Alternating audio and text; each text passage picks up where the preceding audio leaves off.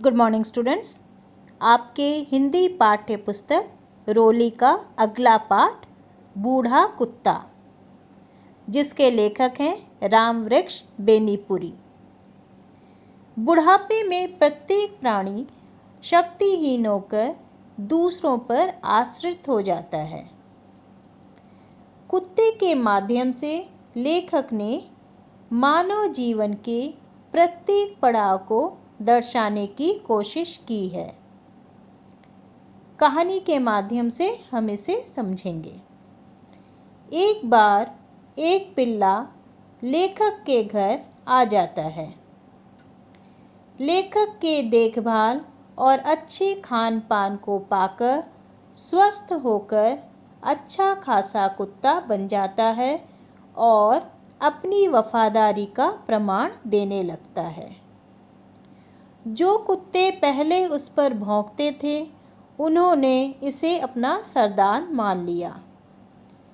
कुत्ते को यह ज्ञात हो गया था कि घर में रानी का राज चलता है, इसलिए उससे अधिक प्रीति और भक्ति रहती थी।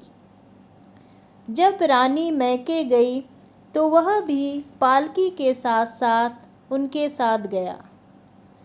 लेखक को कुत्ते पर बहुत भरोसा था, क्योंकि जैसे ही उनकी नींद लगती वह चक्कर लगाना शुरू कर देता और कोई भी आहट आने पर भौंकने लगता।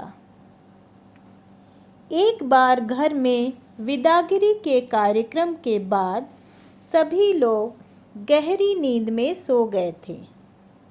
कुत्ता घर के सामने आकर गला फाड़ फाड़ कर भौंकता हुआ चोर के आने की सूचना देने लगा, परंतु किसी के न जागने पर उसने चोरों का सामना स्वयं किया।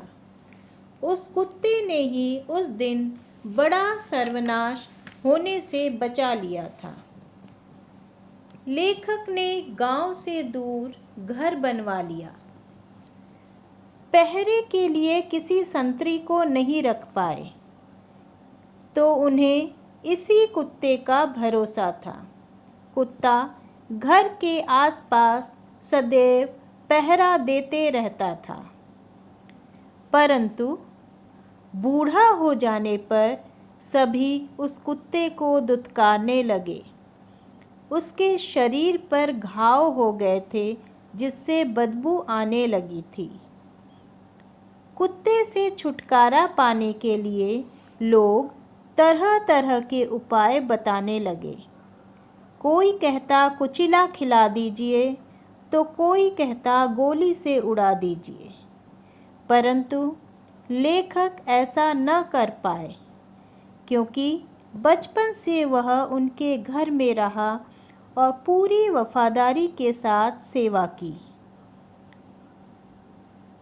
लेखक ने इस रेखा चित्र के माध्यम से बुढ़ापे की व्यथा का सजीव चित्रण किया है। Thank you.